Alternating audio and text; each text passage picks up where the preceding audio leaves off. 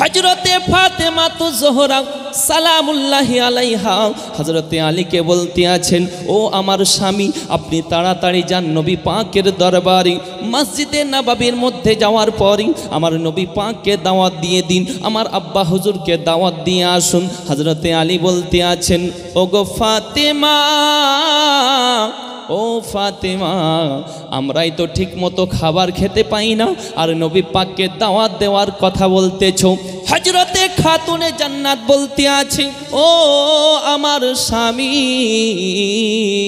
ওগো আমার স্বামী, দাওয়াত দেওয়া কাজ হলো আপনার, আর খাবারের বন্ধ ব্যবস্থা করার কাজ এই ফাতেমার। জোরে বলুন।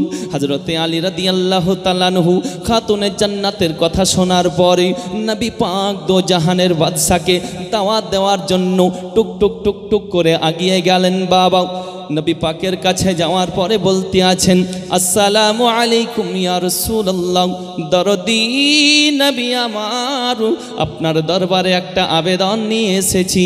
আপনি আমার বাড়িতে দাওয়াত আপনার থাকবেই, আপনি আমার দাওয়াতটা কবুল করুন গো নবীজি, আপনি আমার দাওয়াতটা গ্রহণ করুন। আমার নবী পাক বলতে আছেন, ও আলী, যাও যাও, আমি মুস্তাফা তোমার দাওয়াত কবুল করে নিলাম। জোরে বল। দুনিয়ায় নবী এলেন মা আমিনার ঘরে, হাসিলে হাজার মানি, কাঁদিলে মুক্তা ঝরে। জোরে বল। দুনিয়ায় নবী এলেন মা আমিনার ঘরে, হাসিলে হাজার মানি, কাঁদিলে মুক্তা ঝরে। দয়াল মুর্শিদ যার শাখা, তার কিসের ভাবনা, মুর্শিদ যার শাখা, তার কিসের ভাবনা।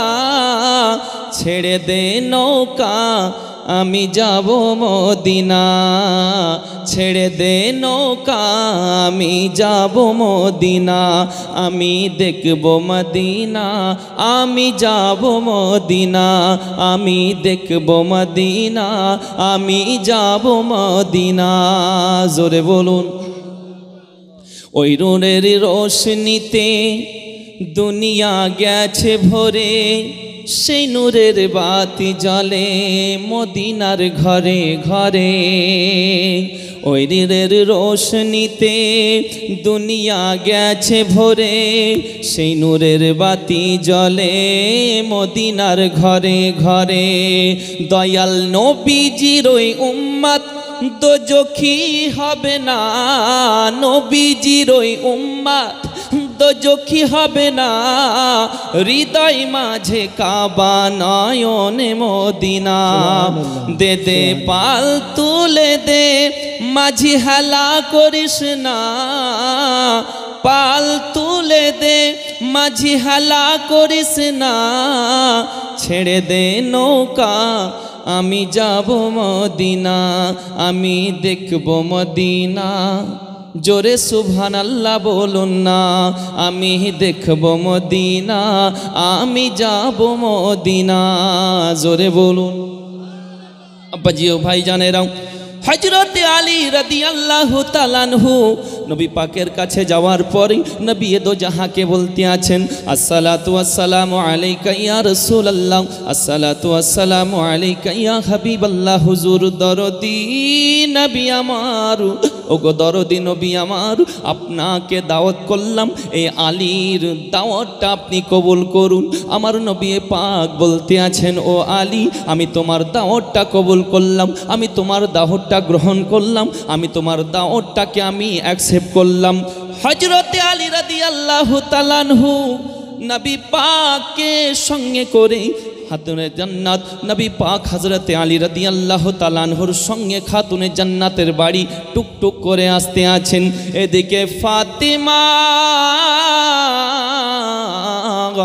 তিনি যাই নামাজের পাটি মুসাল্লাটাকে জমিনে বিছিয়ে দিয়েছেন আর সাজদার মধ্যে পড়ে গেছেন, আল্লাহর দরবারে কান্না করেন, ওগো আল্লাহ পাক, আল্লাহ তাআলা রব্বুল আলামিন, আয় আল্লাহ আমি ফাতেমা তোমার দরবারে ফরিয়াদ করি, তোমার কাছে আর্তনা করি, তোমার কাছে আবেদন করি, রব্বুল আলামিন আমি ফাতেমা আমার স্বামীর মনটাকে ভালো করার জন্য আমার আব্বা হুজুরকে দাওয়াত দিতে পাঠিয়েছি, নবী পাককে দাওয়াত দিতে পাঠিয়েছি, আমি খালি ডেকচি চুলোর মধ্যে চাপিয়ে দিয়েছি।